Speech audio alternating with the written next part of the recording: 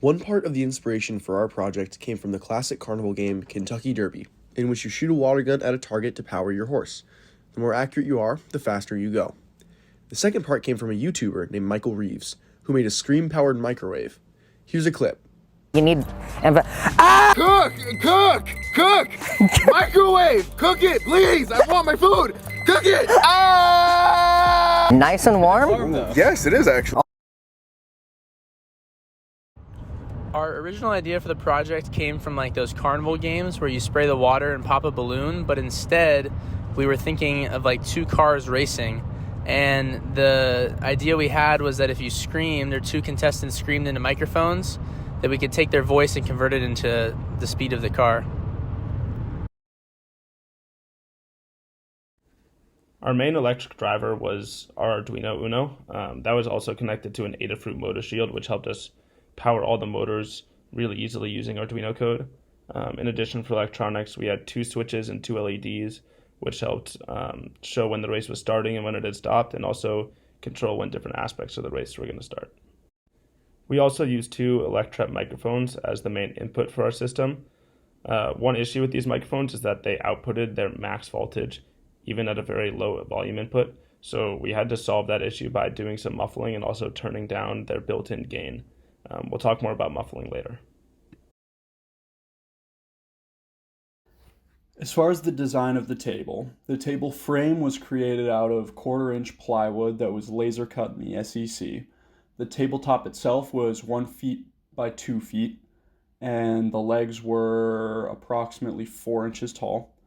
The pulley system was 3D printed using PLA filament and attached to the table with laser cut 1/4-inch piece of plywood brackets. But the PLA itself had a tendency to slip, so we had to put a layer of rubber around the PLA pulleys in order to get the rope to stay in place. We found that the microphones we had would peak at relatively low volumes, which means that no matter how we adjusted the gain on the op amps, they would always be outputting a maximum value of 3.3 volts. So we had to mechanically muffle them, and we did that by putting them inside a PVC pipe and putting foam in both ends. The more foam you had in the pipe, the more it was muffled. The cars themselves were 3D printed from a design that was found online, and we actually had to print several in order to get the design to print correctly. We had a lot of Arduino code for this project. That code controlled pretty much every aspect of our project. One of the main parts of the code was detecting the amplitude input from the microphone and converting that into an output that the stepper motors could use. In order to do this, we used a program which basically sees how much voltage a pin is being supplied with, and then converts that to a number of steps, which will increase as the volume increases. In the code, we also had a function that detected frequency, and it worked for one of the microphones but not the other. So we think that this was a mechanical issue with the microphones rather than an issue with the program itself. Finally, the Arduino code controlled all the logic for detecting when the race was over, resetting the race, and displaying who had won.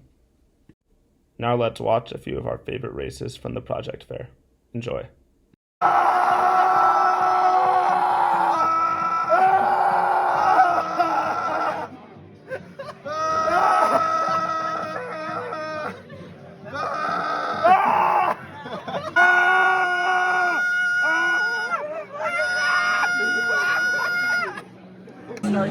Ready? 3, 2, 1, go.